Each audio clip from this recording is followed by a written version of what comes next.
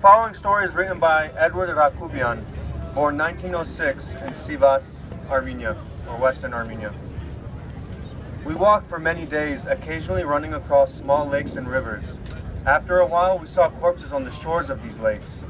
Then we began seeing them along the path, twisted corpses blackened by the sun and bloated. Their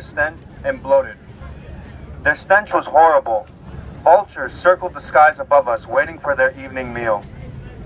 At one point, we came upon a small hole in the ground. It was a little deeper than average height, and 25 to 30 people could easily fit in it. We lowered ourselves down into it. There was no water in it, but the bottom was muddy. We began sucking on the mud. Some of the women made teats with their shirts filled with mud and suckled on them like children.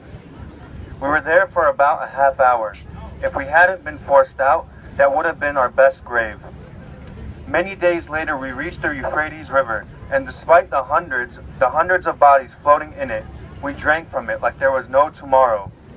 We quenched our thirst for the first time since our departure. They put us on small boats, and we crossed to the other side.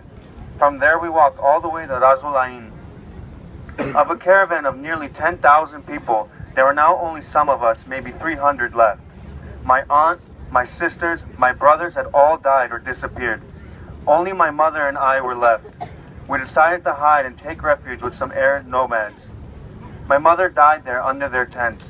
They did not treat me well. They kept me hungry and beat me often, and they branded me as their own.